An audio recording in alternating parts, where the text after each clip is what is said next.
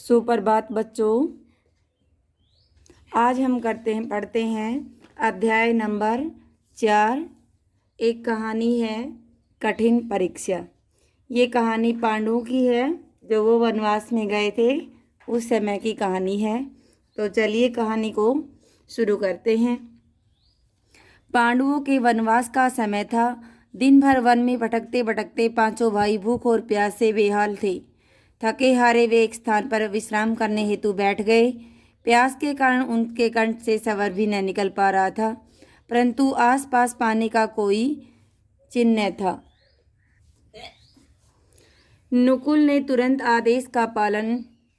युधिष्ठिर ने नकुल से कहा, नकुल सामने के ऊंचे वृक्ष पर चढ़कर चारों ओर देखकर पता लगाओ कि क्या निकट कहीं पानी का कोई स्रोत, तालाब या नदी है। नकुल ने तुरंत आदेश का पालन किया। पेड़ पर चढ़कर उसने चारों ओर दस्ती दौड़ाई और बोला, भैया थोड़ी दूर पर मुझे जल पक्षी और जल में उगने वाली वनस्पति तो दिखाई दे रही है। संभव है वहाँ जल हो। ठीक है, युधिष्ठिर ने कहा, जाओ और जल ले आओ। तालाब में साफ स्वस्थ जल देखकर नकुल की खुशी का ठिकाना न रहा। वह स्वयं भी बहुत प्यासा था। उसने सोचा, पहले स्वयं जल पीकर अपनी प्यास बुझाऊं, फिर अपने भाइयों के लिए जल ले जाऊं। परंतु जैसे ही उसने अपनी अंजलि जल में डुबोई, उससे चेतावनी भरा स्वर सुनाई दिया, रुक जाओ माद्री पुत्र, यह सरोवर मेरा है। पहले मेरे प्रश्न का उत्तर दो, उसके पश्चात जल ग्रहण करना। परंतु नकुल ने इस पर ध्यान न दिया और जल पी लिया। जल ग्रहण करते ही वह मूर्छित होकर भूमि पर गिर पड़ा। युधिष्ठिर नकुल की प्रतीक्षा कर रहे थे। बहुत देर हो जाने पर उन्होंने सहदेव को नकुल का पता लगाने हेतु भेजा। सहदेव भी उस सरोवर पर जा पहुंचा। उसने नकुल को मूर्छित हुए भूमि पर पड़े देखा, परंतु तीव्र प्यास के लिए उसकी मूर्छित का पता लगाने से पहले उसने जल ग्रहण करना उचित समझा। उसने जल पीने हेतु सरोवर में अंजलि डुबोई ही थी कि पूर्व की भांति चेतावनी भरा स्वर वातावरण में गूंज उठा। प्यास से वंशीभूत होकर सहदेव ने उस पर ध्यान दिए बिना ही जल ग्रहण कर लिया और तत्काल ही मूर्छित हो भूमि पर गिर पड़ा। इसी प्रकार अर्जुन, भीम और उस सरोवर पर युधिष्ठिर ने कर्मस्य भेजे, परंतु उनका भी यही हाल हुआ। भाइयों की चिंता और प्यास से व्याकुल युधिष्ठिर प्रतीक्षारत थे। क्या वे किसी शाप से के शिकार हो गए या वे अभी भी जल की खोज में जंगल में भटक रहे हैं? क्या वे मूर्छित हो गए हैं या मर गए हैं?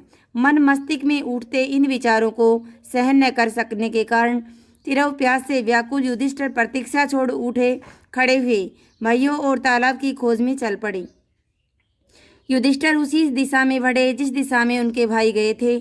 जंगली पशुओं से भरपूर मार्ग से होते हुए वे एक हरे भरे मैदान पर जा पहुँचे जो एक स्वस्थ सुंदर सरोवर के चारों ओर था।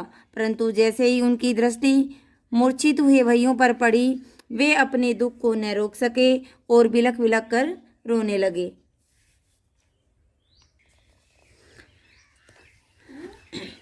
उन्होंने भीम और अर्जुन के चेहरों को स्पर्श किया जो बिल्कुल स्थिर और शांत पड़े थे। विलाप करते हुए युधिष्ठिर बोले, क्या हमारी प्रतिज्ञाओं का यही अंत होना था? ठीक उस समय जबकि हमारे वनवास का समय समाप्त होने वाला है, तुम लोग मुझे छोड़कर चले गई।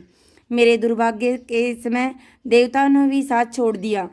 जैसे ही उन्होंने अपने भाइयों को देखा तो निर्जीव पड़े थे, तो उन्हें दुख के साथ आश्चर्य भी हुआ कि ऐसा शक्तिशाली कौन होगा जो उन्हें मार सका। तब वे स्वयं भी प्यास से व्याकुल होकर तालाब के किनारे बैठ गई। जल ग्रहण करने हेतु उन्होंने सरोवर में अंजलि डुबोई ही थी कि वही आकृति विहीन चेतावनी भरा स्वर गूंजा, तुम्हारे भाई इसीलिए मर गए हैं क्योंकि उन्होंने मेरे शब्दों पर ध्यान नहीं दिया था। यह तालाब मेरा है। उन्होंने मेरे प्रश्नों का उत्तर दिए बिना ही जल पीने की कोशिश की। तुम भी उनका अनुसरण मत करो। पहले मेरे प्रश्नों का उत्तर दो, तब तुम अपनी प्यास बुझा सकते हो।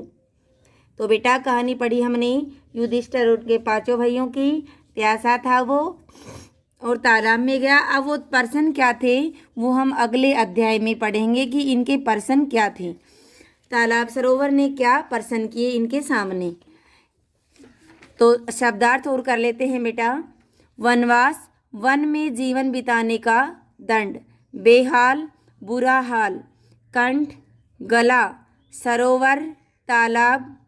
मूर्छित, बेहोश। तत्काल, तुरंत। क्रमशः, एक के बाद एक। व्याकुल, बेचैन। स्पर्श, छूना। तो आज का होमवर्क है बेटा, इस पाठ की दोहराई दोबारा से करोगे और जो शब्दार्थ अभी करवाए गए हैं उनको अपनी फेयर नोटबुक में लिखोगे। धन्यवाद।